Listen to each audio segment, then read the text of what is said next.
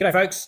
So I reckon most of us would like to try and save money on our groceries if we can. And one surefire way to do that is to shop at a discounter like an Aldi or a Lidl. So that is why today's video, I would like to invite you to join me on a recent trip to Aldi that I made about a week or so ago. Now, it's not unusual for us because we've been shopping at Aldi and other discounters basically week in, week out for years now. But I know that for a lot of people, this is still an untapped opportunity. And yet, as I say, a massive way to save money. Here in Australia, if you were to buy the same basket of goods in one of the mainstream retailers, it could cost you as much as up to 20% more compared to what you pay for it in Aldi. But I know some people are still a bit worried, a bit concerned about kind of what quality you're going to get there, or just not recognizing these random products they have on the shelf, or maybe even just that the choice isn't going to be suitable and you're going to end up having to shop in loads and loads of other stores as well. So that's why I thought I'd take you on a recent trip so that you can just kind of see what it's all about. And I can share with you some tips that I've picked up over the years, and also just be really honest with you about some of the challenges that you might face if you want to switch some or all of your shopping over to a discounter. Now, if you like this, please give me a thumbs up. Even better would be a comment. I would love to know what's the best or worst experience you've ever had at a discounter. Best of all, if you love grocery saving tips, then hit subscribe to Grocery Dad, because that's not going to cost you a penny, but you will every week get more ideas on how you can do your grocery shopping better, cheaper, and healthier. So with all that being said, let's go and find out what wondrous delights may be in store for you at your local Aldi.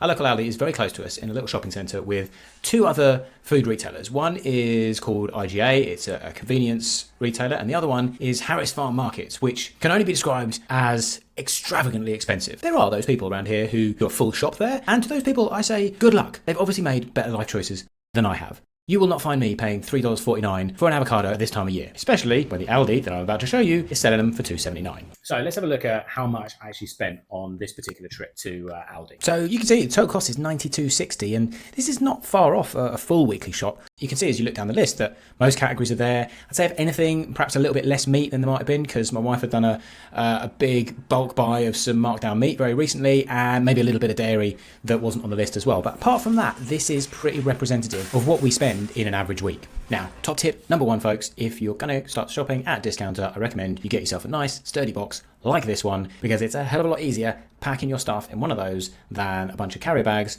when your food's being fired at you down the conveyor belt at 100 miles an hour. Now, let's be honest, this was not the finest hour for this Aldi. You can see a lot of black spaces there where products should have been. In terms of bananas, every single banana there was underripe. And unfortunately, those bananas never really got too ripe. They just went straight to rotten. Then I was looking for mandarins, didn't have any. I'm not sure if that's a seasonal thing or not. Maybe somebody can tell me in the comments.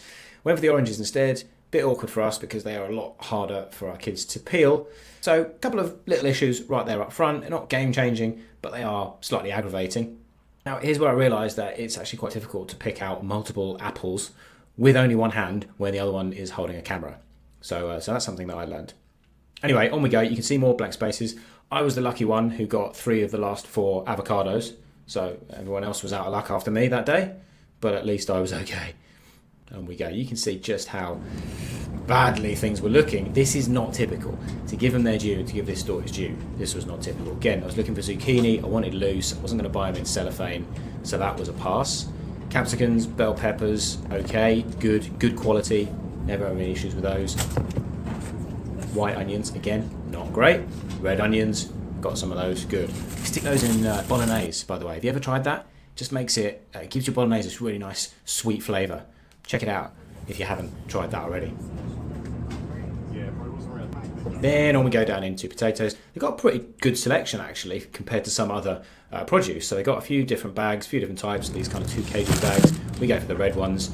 Great for mashing, great for roasties. Head over to the other side. You can see again more gaps on this like green, the leafy green side of the store, but got my 2 heads of broccoli, which was good. Then on into the chicken. Now, limitation with the whole chickens here is they pretty much a standard size. Works for our family at the moment because our children are small. When they get bigger, probably going to have to buy 2 of those, and then that becomes more of a challenge when it's cooking. But for now, not a problem. Here comes the first thing that you've really got to look out for. This is the Aldi wall of sugar. Everything there is ultra processed. Sweets, biscuits, chocolates, you name it. Positioned, interestingly, immediately after the produce. Wonder if they thought about that. So, not going to lie, I do occasionally buy a bar of chocolate from there, but typically speaking, I'm not looking to the right-hand side when I'm in that aisle. So, fast forward through dairy, like I said, didn't need any cheese or yogurt or anything like that on this occasion, straight down to milk, drop that in, and that is produce done. And I'm now off round to the other end of the store, the other side, for tins and cans and jars. But before we get there... Alright, so what do you think, folks? Had nothing but amazing, outstanding, top-notch experiences shopping at discounters, or thought it was disgusting and you wouldn't touch them with a barge pole? Whichever way it goes, stick it in the comments. Let's have a conversation. I'd love to find out if it's different in the US to Germany, different in the UK to Australia. Stick it in the comments. Tell me what you like, what you don't like, and I think that'll be really interesting. Back we go then into tins and cans. Really good range actually, I think, for things that you can put in sauces, things that you can put in curries, bologneses. We've got the coconut cream there, which is really useful, really versatile. Passata goes in a lot of different things. And of course we've got diced tomatoes. They've got chopped, they've got Italian, they've got Australian. So a few different options there as well. Now this is an interesting one. In quite a few different areas, and beans and pulses is one of them, they do these funny sort of mixed trays of things. It's to cut down on cost and reduce waste for the store, but quite often what happens is that the really popular ones go and the less popular ones are the ones that are left behind. And that's usually the case with cannellini beans. On this day, just like the avocados, I got lucky and there was loads of cannellini beans, which is good because I love them. But that's again another one of those funny little nuances that you'll have to look out for and get used to when you start shopping at a discounter. So does everyone do the egg check? And if you do you just have a little glance or do you check every single one? If you shop at Aldi, or at least if you shop at my Aldi, you'd be well advised to check every single egg because they're really bad for cracked eggs. Now we get through what I think is a phenomenal amount of eggs. I bought 36 on this occasion and I'm pretty sure we had 24 at home already at this point in time. On into baking ingredients, and my wonderful wife does a lot of baking and so we get through a lot of flour. And another product that I discovered is very difficult to pick up if you only have one hand and you want to grab more than one of them. Getting to the end of the shop now, and before we wrap things up, really want to show you why it is that I generally avoid the middle aisles of grocery store. And it is the principle of shopping the perimeter, because that is typically where you will find the real food as opposed to the ultra-processed fake stuff. Now in Aldi, this is the part of the store where they will typically stock branded products, these sort of special buys. This is where they're going to rotate their stock really frequently and make it kind of look a bit special and encourage you to buy it. But essentially, none of this stuff is of any nutritional value. It's soft drinks, it's biscuits, it's crisps, it's chocolate. And so this is something you've got to be aware of if you're new to discount and to discount shopping. This is where they're going to try and draw you and they're going to try and get you excited about what's in this area of the store. The prices probably are cheaper than anywhere else, but that still doesn't mean it's any good for you. I do have one guilty pleasure in this aisle and, well, it's not really all that bad, I don't think, and that is salted peanuts. I eat a lot of these things, probably more than I really should, but as far as I know, that's a much better option than a lot of the other products that are in this particular aisle. So all that left me with for this trip was bread, and that's where I guess this story ended as it had begun, with some pretty atrocious availability. You can just see everything is out of stock. So bad was it, in fact, that when I posted this on LinkedIn, the bread buyer for Aldi contacted me, asked me where and when this video was shot, so disturbed was he by the situation and he wanted to try and sort it out. As you can see, however, I was lucky yet again because of those 3 loaves of bread that was left on the shelf. I had one of them. Okay, it wasn't quite the price I was looking for, but it meant that I didn't have to go to another shop just to find a loaf of bread. So in that goes into the trolley, and that was me, apart from the small matter of trying to pay for my groceries.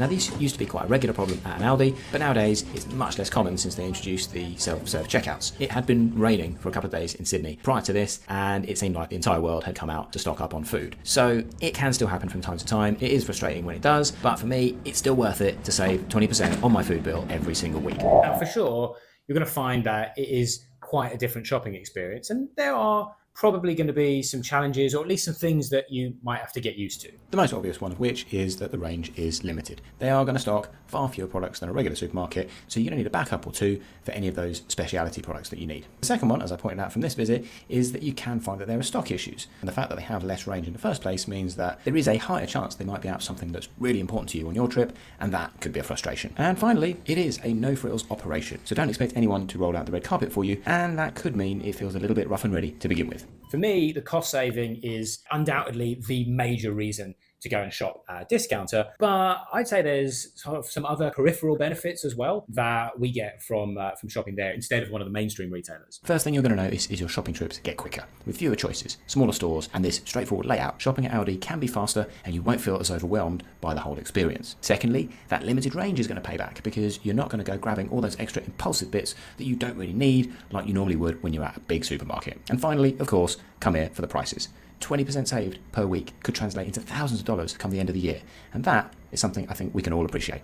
Tell me about your experience with discounters in the comments. And if you love saving money on your food bill, take a look at this video where I share more of the ways that we cut costs and eat healthier. And don't forget, subscribing to Grocery Dad is completely free. So hit that button and you'll never miss another savings tip again. That is all for today. Hope you liked it. Hope you got some value from it. Good luck with your groceries.